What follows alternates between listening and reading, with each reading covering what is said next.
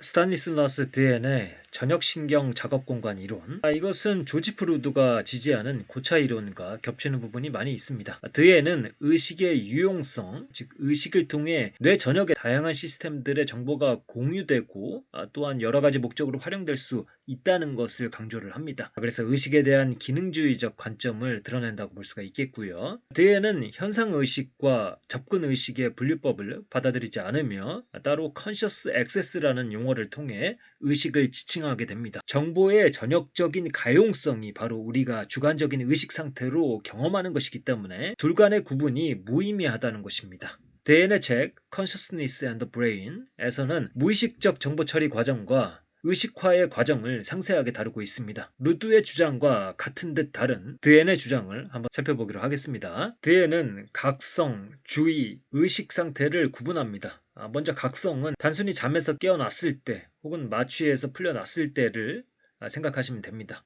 그래서 이 자동사적 의식이라고 합니다. 그리고 주의는 단순히 깨어있기만 하는 것이 아니라 특정 정보에 정신을 집중하는 것을 의미합니다. 마지막으로 주목된 정보가 우리의 인식 안으로 들어와 보고될 수 있을 때 의식이 됩니다. 이는 대상에 대한 의식, 즉 타동사적 의식입니다. 이 세 상태는 명확하게 구분이 됩니다. 우리가 주의를 기울이거나 생생하게 의식하지 않아도 단순히 깨어있는 상태가 있을 수가 있습니다. 또한 주의가 집중되었지만 의식되지 않는 상태도 가능합니다. 다시 말해서 인간은 인식의 바깥에서 단순히 깨어있을 수도 있고 또 무언가에 주의를 기울일 수도 있습니다. 다만 현재 인식의 장 안에 그런 내용들이 들어오고 있지 않을 뿐입니다. 쉽게 말해서 마음속 안에 무언가가 떠올라 있지 않은 상태라고 보시면 되겠습니다. 우리가 어떤 사물을 발견하거나 무언가를 느낄 때 기본적으로 그 정보들은 무의식적으로 처리가 됩니다. 익숙한 길거리를 걸으면서도 머릿속으로는 온갖 생각을 할 수가 있습니다. 일에 대한 생각, 미래에 대한 생각을 하면서 걸어갈 때 우리는 특별히 길의 갈림길을 고민하거나 의식하지 않으면서도 자연스럽게 발걸음을 옮겨갑니다. 그 과정에서 많은 정보들이 무의식적으로 처리되고 있지만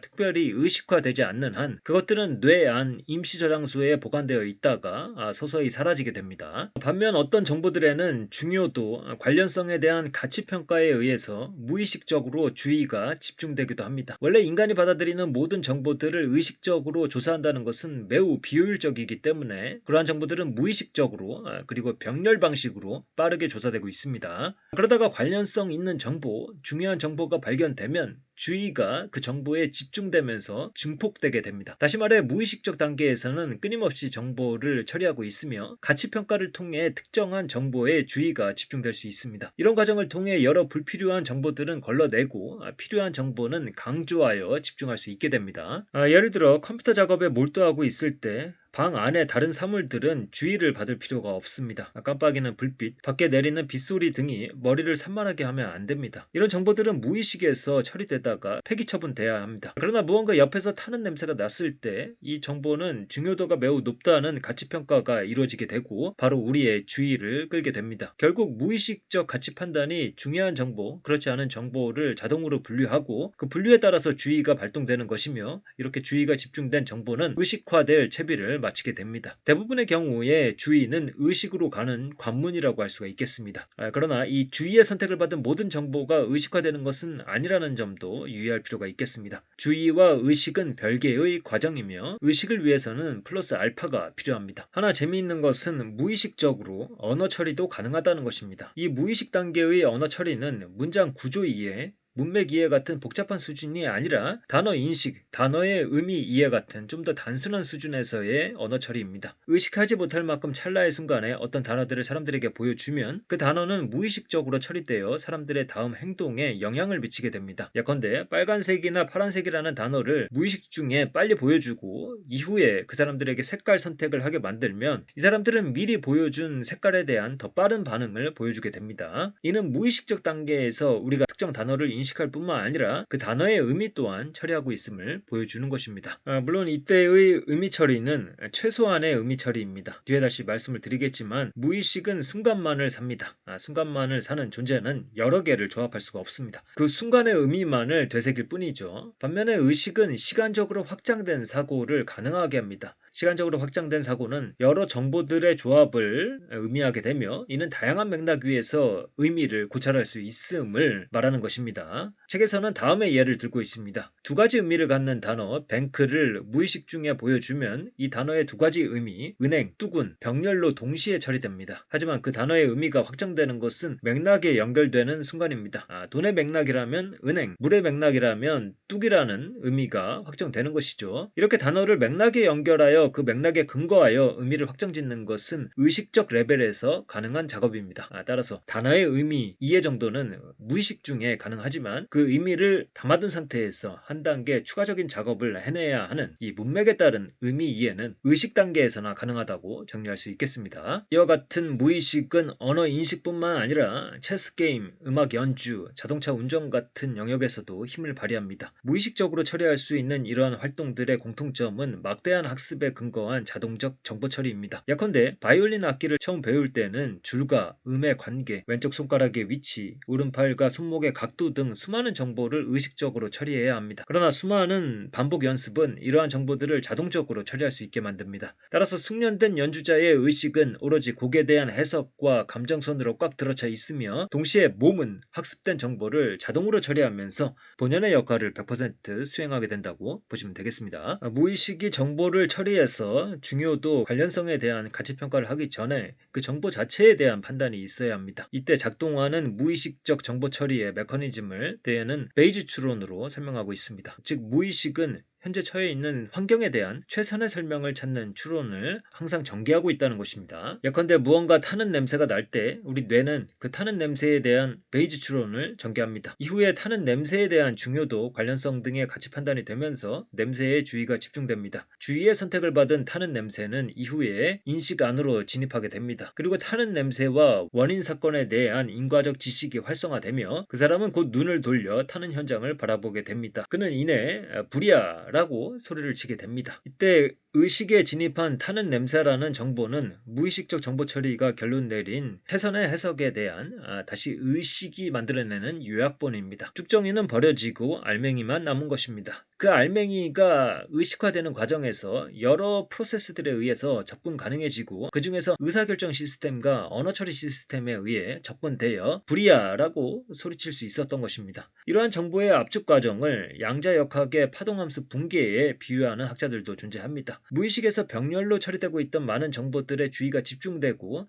하나의 해석으로 수렴되면서 의식의 장 안에 펼쳐지는 모습이 흡사 관찰자에 의해 중첩 상태가 풀리면서 하나의 상태로 결정되는 양자 현상과 비슷하다는 것입니다. 다만 일부 신경과학자들이 좋아하는 이 양자역학의 비유는 이해에 도움이 되기는 하지만 그 자체로 완벽한 비유는 아닙니다. 현재로서는 인간의 의식이 양자역학과 관련이 있는지에 관해서 여전히 논란이 많은 상황이고 앞으로 더 연구가 필요하다고 할 수가 있겠습니다. 베이지 추론을 통해 확률적 답이 도출되고 여기에 주의가 집중이 됩니다. 작업 공간에서 처리하기 용이한 크기와 형태로 다듬어지게 됩니다. 그 후 작업 공간으로 들어간 정보는 시간적 확장을 할 수 있게 됩니다. 작업 공간 안에는 순간의 정보뿐만 아니라 여러 시점에서 만들어진 정보들이 존재하게 되며 이들 간의 다양한 조합이 가능해지는 것입니다. 과거 기억과 현재의 정보를 접목시킬 수 있으며 이를 바탕으로 미래로 뻗어나가는 추론도 가능하게 됩니다. 요컨대 정보가 압축되면서 시간적으로 확장된 다른 추가적인 작업들을 진행할 수 있게 되는 것입니다. 이 과정을 통해 인간은 순간만을 사는 존재가 아니라 정신적 시간여행을 하는 존재로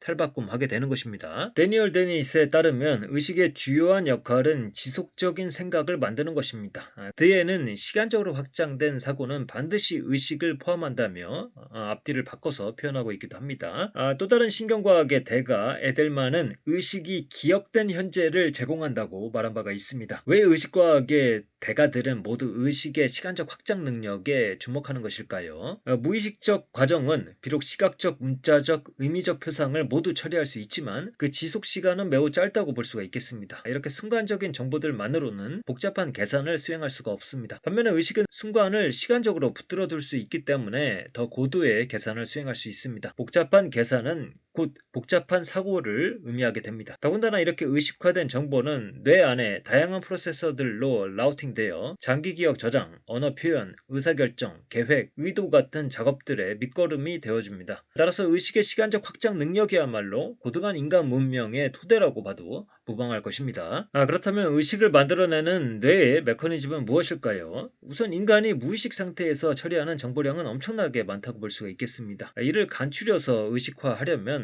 선택된 정보는 전역적으로 공유되고 증폭되어야 하고 그 외의 정보들은 무시되고 억제되어야 합니다. 전역신경 작업공간 이론에 따르면 뇌 안에서는 정보를 공유하고 증폭시키는 방송, 재방송의 과정이 존재하며 그 결과 우리의 의식적 경험이 만들어진다고 주장하고 있습니다. 실제 물리적으로 뇌 안에는 정보를 광범위한 영역에 전달할 수 있는 거대한 뉴런들이 존재를 합니다. 이 뉴런들의 축삭은 피지를 가로지르면서 연결하고 있는데 감각입력 같은 정보들을 뇌 안에 여러 영역들의 뉴런들에게 전달하는 역할을 하게 됩니다. 만약 그 정보에 많은 뉴런들이 동의하면 그들은 함께 동기화되면서 그 즉시 전역적 커뮤니케이션 상태를 구축하게 됩니다. 실제 실험에서도 이러한 의식화 과정에서 뇌 전반의 폭발적인 활동이 관찰되었습니다. 특히 전두엽과 두정엽 영역에서 강한 활성이 눈에 띕니다. 의식 형성에 있어서 핵심적인 역할을 하는 것이 이 전두엽과 두정엽을 연결하는 장거리 루프라고 보고 있습니다. 반면에 피질 대부분에 전역적으로 정보가 공유되지 않으면 그 정보는 의식이 될 수 없습니다. 그러한 정보들은 좁은 뇌회로